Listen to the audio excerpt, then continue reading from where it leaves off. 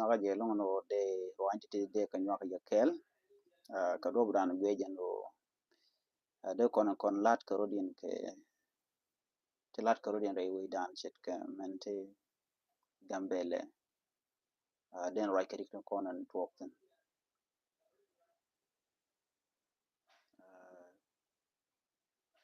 mi jiram ma jidit ka jan channel me gor jano de janwa ka nasim ko ken tendong kwech ken war online tv bana let ki bu kon lat ko yen bana keling te ke tungwan te gor kono de kon ke gwich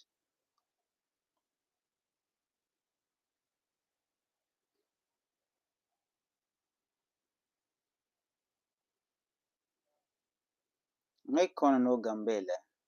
te rerika ko kor gwas me ber an goro je longo no de kono so content lat ko rin ke gambele ki etin content atin yar ke gambele ki etin cha gambele cha janang niam de kono right ke video te ke gwe longo no yar ke gambele kana to ke te gor no de nyak yekel ke di enta dana let ko rin de di yana ngachi gambele win mi cha kam ne de kon la ne cha ti mi kon cha kam dor dang diech ka highlander ka bun che man to romani ta mara ni ka jite grai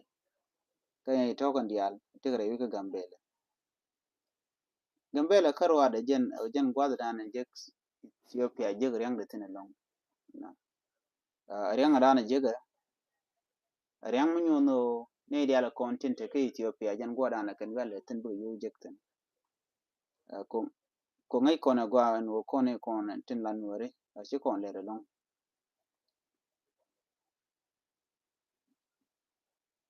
amana na chilet ko kon ko ngai kone ano la kon nong no lat ko kone kan na kon nong no ne ya a bablan du ne ka tet shi kon no kono de randa do de la jen ko mai mu lon kon lat kendo diality la be gambele shi kan de le kon de le benefit ke le da ko kon ci ga do bran lat ke dul ke je lat ko ngwane ke je gambele ke nyam jen che je mun je ke je long kon te le kon agriculture gwad mo de kula pura la gwada kon la tinde porchal kam investor to talk investor bun chi ke investor in kon la investor nuare ke do ko ken de kulu kuni odong ya bar yes bar te kan ko gwat te le kan ten bara kon la nuare te le kon investor the reason te le kon investor ke je show chi kon de le but nyin kon gambele te kon ke tiel kon la nuare la tiel mo ja kon ko bu kon tel gwat ban leten kon te ko position di kan nuare te ke tiel bo kon nuare ko ken adena duor mu gade ko le jekdi ke do blende kon let ke je tel do mde kon let ke je ko mi te ram til ngwane mu logo jin wer mo shit lat chi de lon ko de la na mo ke lan tam men tegu je no yen wore gambel mo kon ben ko en gambel mi shu kon ke je tam alaman fay na ke je lon ke jan gwas man tam ko gambel dung bus station ke manaria ka tugun ke gwadan na da koten ne de man ngai ken gwadan na koten na kot re corona bat ne wala ngode tele ron bat ke gwada na chum ten na mazuri na kotum shal ke mobil technical kane dan basko dar barbo jan gwada na koten mi na bun bana bu kap chong der mo kan ron bat kan ni cho bana ka pinyi kujimi bana ko lan wore ba yuken ba ga cham bar kon kujimi kujbar la kana le de jeg long bay ma ke yuko ko ngi jara mi majik ko ngi je telum bi yar telum bi yen mum dala da long ne ke la ja la de so kane de ti ji kan on no bu ko kon jar ka gwam ba ka do kwar kon te tin chen ci bin ci bu complain le say ja ji la je ci bin ci blat an cha chen cha na la bi ni ji en wori o telum mi chalet ke ji la bi lo tele dor mi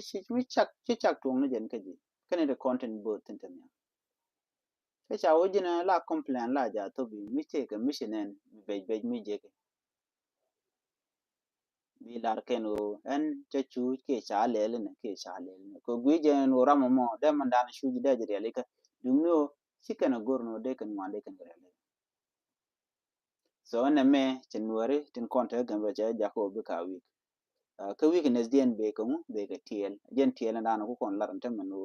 tiel mo tiel mi je en manaria mana na ro ga kwide moral na ga kwide no gari nore de la niula na tika manaria ko manaria oro de ngai ke je an gwa dan te tin ba che de manaria bon mu kwal shole niula na dan chala tin ko gwa dan gwa pin but ko no ba manaria ko tele gwa mi share leka ke niulan ki space mede ba na de ga chongtan tele gwa amma na kwala ter ko shin wori gande te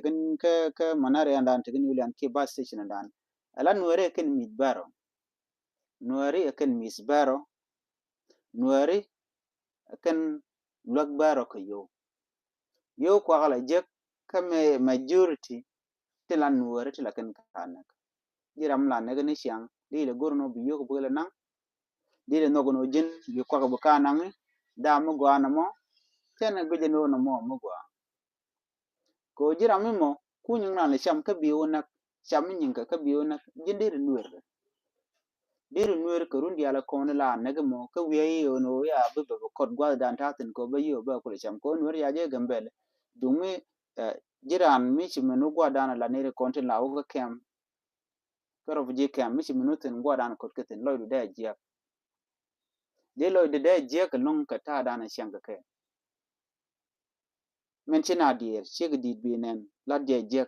won mi dit bi nen lat ke je ni pon nuer ka rodien ashi shi bar akwa pele bar ne kan were karodin chen dan chen korin na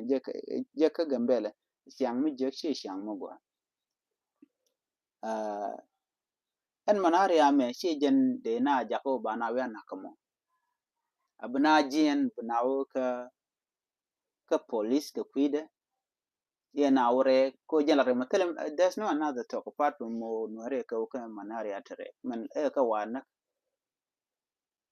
but ramishlo de pat ka ngejen wote ka long ka ganwore ache de no no jen den wore de kan de kan angwami o bu ko le jen ko na ladu ne ni kon te power need kon te power as we speaking ke leaders joy leaders government leaders ke community leader ni te kan te influence ne ko nwerbu ko do badien but quick role yen mala chal ke ram me quick role quick do dan na yen ke ko jin mi ngeje no de na yen de yik dier pan kamande kana cham kamande kana kana tola na dier ka ke ban mi tela ramu dier ka kwidien tela do mu den wore de ka te ka je ka gambele ka kwije mo ne tin kon la bu se kan tin kon de fight ko den wore de ka chongo go de ka chongo de ka unyam jen dan en dini jena lo muku kon mun ko manare an wo ba o tu da tong mi ko shala tamen man nan mo china tin ke petra wo ka diok tela bas mi jen ka we te ke kuma ka we ba te na gambele 2 million people take it te cha de yak ne rew ne diok ne ngwa ne wel ke jen na da di da ena ku kon la shet ke men ngai kon la roal til a chang man ke de bo shet ke million de ba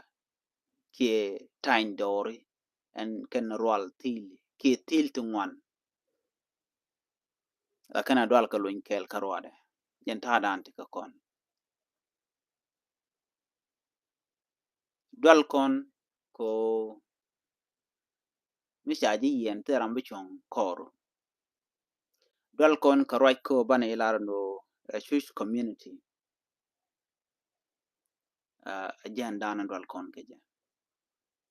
misaji yen la ling no cha ngu yen e gari ngak che mi je che bulonga ngu yen ke je ngu nguchira na bido ngunanga ka community nguche bido ne ngunanga tena rajamo ko let yete ne ko kien te bugo bire ale ka gero ka ken kone titi geran karodan che biawo kut kon na bad bawo bana kalar men je kan chush kon ka jan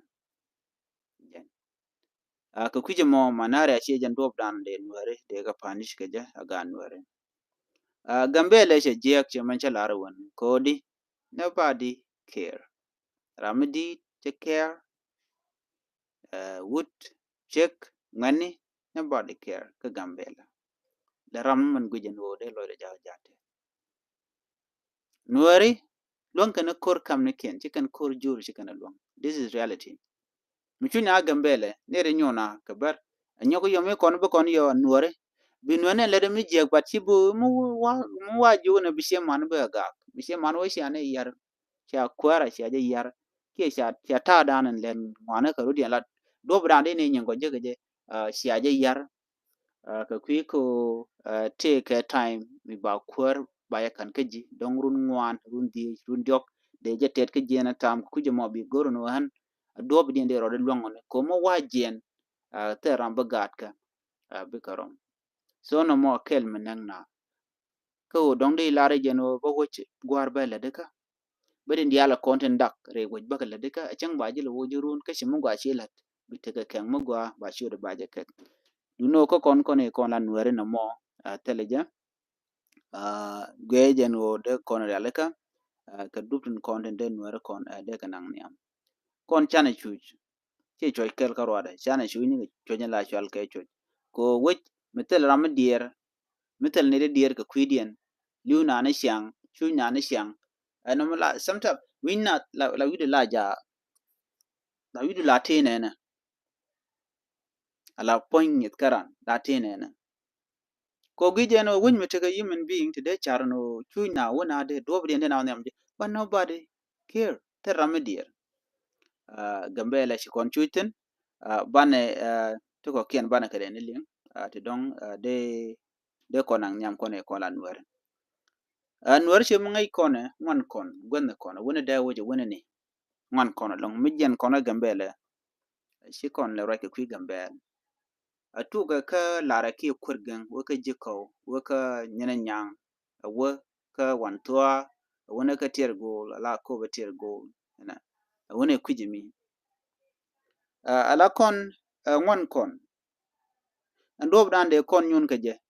ala kan these communities that we have ki all this district in Konotika Gambela tint under Nuer zone kan district ti kan tin kontin de kul rodin kulamat ko kan te ka gado na radian so mi kono konda wo tetere tegaten so which make it very impossible ko bin wer be te ka mat ta danan le ro da jet shine kon kan mi kan kon mat jen ta dan la ro bana le rek so brano gujeno why do I care muna ngatino liu ko walchi ka liu tala muna ngatin so bran guinyu ro da no wekel ko jin ramu labo jen guyen mabo wona ka lokus bo chinari anda te ko lo ko de me dung duarame ana makeli yaran ware jen ware che kanang niam these things ko kona fake long ko do bran andong de nyin konde wo kaje ka gambele jega ka kujimo shana de no ko gwano de kon wo wenono bana wo karwande ko kien a chikon to ke dunga mbela ka ta jega danan le maru din kaje ko kon bo kapchon ki Ethiopia bokul right ka kwi Somalia ka Mogadishu pan ka ja shakan nak ne ri choko jandang jogu dero shaka buk e bom shaka buk relit ka mishala lido beach ala no mo gwada waka buktin ne ri boka ka ne ri shala ka al-shabab ni ka ne ri tadawr ana ya al-shabab ki al-qaeda al-shabab ka ne ri to ka ne ri tadawr lo teka kor ka ji Somalia lakin buga rodin ba America na buga na bukre Iraq antama gwada kona kan ga target hotel kane relida an gwad mete bon meditin munganatin akan mala buk let kalan mi na mo lo na kana ne sha na mo ring mi to ka Somalia mo kon ben ke Ethiopia ka Mara region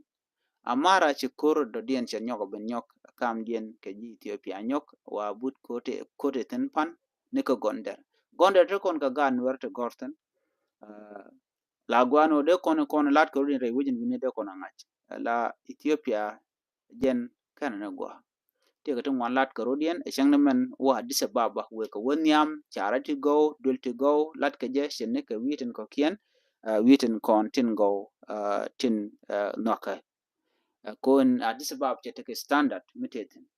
and standard mo sha Addis Ababa che jako ba gwalong na mo kel